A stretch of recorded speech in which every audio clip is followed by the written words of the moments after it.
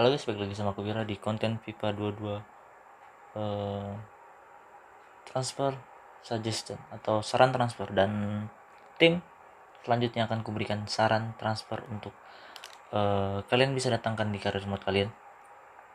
Mungkin kalian bisa kalian pakai juga ini, mungkin ada yang pakai Inter dan tim itu adalah Inter ya. Untuk itu kita langsung aja ke videonya guys. Ya, kita sudah masuk ke dalam in-game-nya dan aku sudah masuki beberapa pemain yang menurutku cocok didatangkan untuk Inter ya.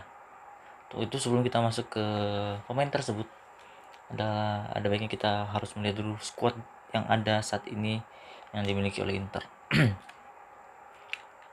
Untuk beberapa saran yang akan kuberikan, contoh pertamanya itu adalah mungkin dari kiper dulu ya. Kita tahu Samir Handanovic memang tak tergantikan, memang merupakan kiper terbaik yang Inter punya saat ini. Namun kita lihat pelapisnya atau cadangannya masih jauh, tidak ada yang bisa sebanding. Bahkan untuk itu, karena umurnya yang sudah 36 tahun, mungkin kalian harus mencari kiper atau kiper sebagai pengganti suatu hari nanti untuk Handanovic ya. Posisi selanjutnya untuk center back, aku rasa nggak perlu sih, ini tiga ini sudah solid banget sih. Bahkan Dumfries pun bisa main sebagai center back karena dia pernah melakukannya di klub sebelumnya. Dan selanjutnya yang akan ku sarankan itu adalah posisi left mid. Kalian tahu kalau di posisi left mid sudah diisi atau didatangkan, makanya itu aku masukin di shortlist agar seperti di real life aja. Karena di saat aku buat konten ini, di squad update terbaru belum ada pemain tersebut. Terus selanjutnya ya posisi sebelah kanan. Nah, di sini karena Inter bermain dengan 3 back, itu menandakan bahwa dia memerlukan pemain yang benar-benar bisa bermain di posisi right wing back, right back dan right mid, dan memiliki spesialis bertahan dan menyerang yang sama bagusnya seperti Hakimi ya. Posisi tersebut tahun lalu diisi oleh Hakimi. Untuk itu yang dipunya hanya dua, Darmian dan Dumfries. Mungkin kalau sekarang mungkin Dumfries ya bagus ya. Namun kita lihat minus 5 ya dari sini karena dia lebih ke defense-nya lebih bagus, karena attackingnya lebih kurang kalau menurutku. Selanjutnya posisi yang ditinggalkan oleh Eriksen dan kita harus mengisinya, itu adalah posisi gelandang tengah, di mana Eriksen merupakan gelandang serang, tapi menurutku kita harus mengisi gelandang bertahannya ya, karena Brozovic tidak memiliki saingan yang sepadan, hanya Vidal. Bahkan Vidal ini sudah 34 tahun. Untuk itu kita harus cari penggantinya. Selanjutnya itu adalah posisi striker. Kita tahu striker ya, Inter punya beberapa, yaitu Dzeko, Korea, Sanchez, dan bahkan Christian Korea ya namanya kalau nggak salah. Korea ini merupakan pemain pinjaman ya, dan belum dipermanenkan juga, tapi mungkin di akhir musim dipermainkan di Inter. Untuk itu mungkin karena sebenarnya sih alasan aku ganti Dzeko bukan karena dia bermain jelek. Kalian tahu sendiri Dzeko bagaimana penampilannya. Bahkan pemilik dari Inter atau dewan direksi dari Inter mengatakan mereka kehilangan Lukaku, namun mereka mendapatkan pengganti Lukaku yang lebih murah. Bahkan mereka bilang seperti itu, yang dimiliki oleh sosok Edin Dzeko. Namun mengingat umurnya sudah 35 tahun, bahkan dia hanya bisa bermain 1 atau 2 tahun lagi, untuk itu kita harus cari penggantinya. Ya, mungkin itu beberapa pemain yang posisi yang akan ku coba datangkan ya. Untuk itu kita advance dulu, akan ada beberapa pemain yang belum bisa dapat kita datanya karena kita ingin lihat market value dan overall dan lain-lainnya. Untuk itu kita advance dulu ya, imbang dia. Lalu kita advance saja sampai lawan Aston Villa.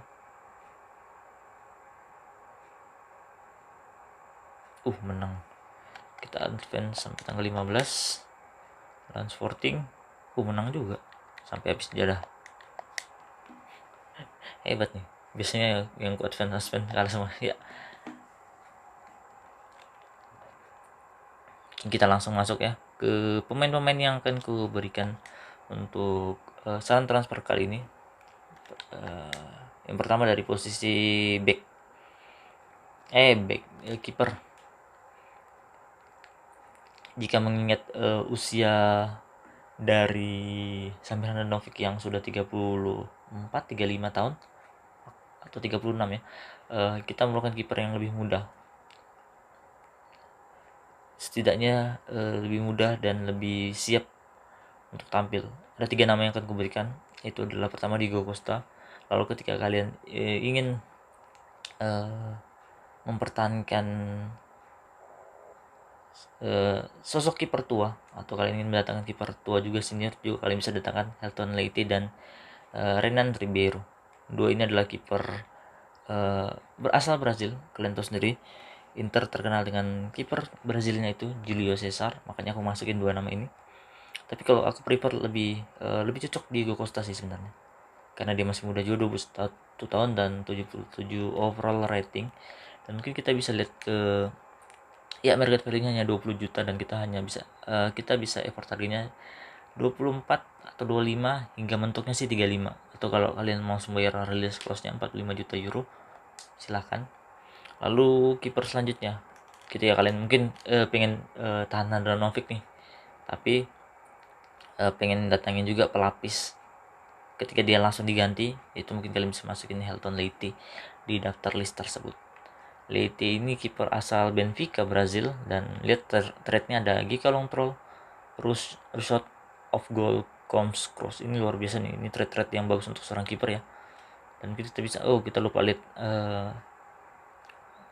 rating atribut dari Diego Costa. Dia punya 375 diving, 73 handling, kickingnya masih 69, refleksnya 80, dan positioningnya 76. Dia bagus dari refleks ternyata. Dan kalau Leite mungkin kita bisa lihat ke divingnya 76, handling 73 ya, dia sama refleksnya juga bagus tapi 79.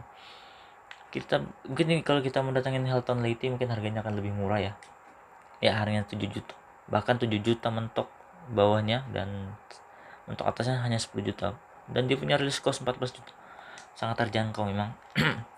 Namun ketahuilah dia sudah 30 tahun, itu menandakan dia memang tidak lama bermain untuk Inter. Kalau kalian datangkan mungkin hanya 2 tahun atau 3 tahun saja. Lalu selanjutnya adalah Renan Ribeiro. Sebenarnya aku masukin kiper Brazil ini, aku ingin membangkitkan memori kita akan kejayaan Inter dengan kipernya itu Julio Cesar. Selanjutnya adalah Renan Ribeiro. Dia mempunyai dia punya trade continuous with crossing. Lalu dan dia punya atribut 75 diving, 65 handling, memang di bawah rata-rata ya, tapi ini bisa sebagai backup,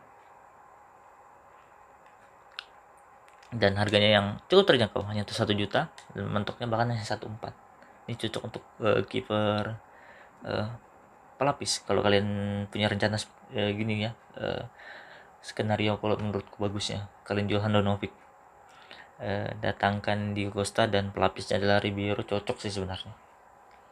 Lalu posisi selanjutnya yang harus diisi adalah posisi left mid atau left wing back atau left back lah, karena kan Inter bermain dengan 3 back ya. Dan posisi itu sudah diisi kalau di relief dengan Gosen. Dia didatangkan dengan loan dan option permanen di akhir musim, dan kita lihat atributnya. Dia unggul di pace-nya 84, sprint speed dan 79 akselerasi, dan agility-nya 71, balance 66, jumping 88, luar biasa, stamina 86, reaksinya 86, strength 76, agresinya 80, composure 77, intercept 77, dan attacking positioningnya 86. Itu bagus untuk menyerang, dan umurnya masih 27 tahun, serta dia bermain di Serie A, menandakan dia hafal dengan seluk-beluk dari Serie A itu sendiri. Selanjutnya untuk technical atributnya, kalian bisa lihat sendiri, banyak sudah hijau, dan dia punya trade early crosser dan long shot taker. Ini bagus ya sebenarnya, karena posisinya sayap kiri, dan dengan prefer footnya atau kaki terkuatnya adalah kaki kiri, cocok sebenarnya. Lalu posisi selanjutnya yang harus diisi, mungkin kalian tidak setuju, tapi menurutku Lucas Vazquez cocok menempati posisi tersebut. Lihat posisinya RB, RW, dan RM, semua sisi kanan dia kuasai. Dia bahkan bagus di bertahan serta menyerang. Ini salah satu, lihat mungkin atributnya bisa kalian lihat sendiri. Ini salah satu pemain yang kalau aku bilang cocok untuk bermain untuk 3 back ya, karena di Madrid pakai 4 back aku rasa dia agak kurang ya, karena dia ketika dia bermain sebagai right back dia akan sangat ofensif, lalu ketika dia bermain sebagai sayap dia agak kurang dalam bertahan, karena dia sebenarnya cocoknya sebagai right wing back atau wing lah, pemain dengan 3 back. Mungkin kalian bisa lihat physical atributnya, banyak yang sudah hijau, langsung dilihat aja sendiri. Post mungkin kalau kalian pengen lihat.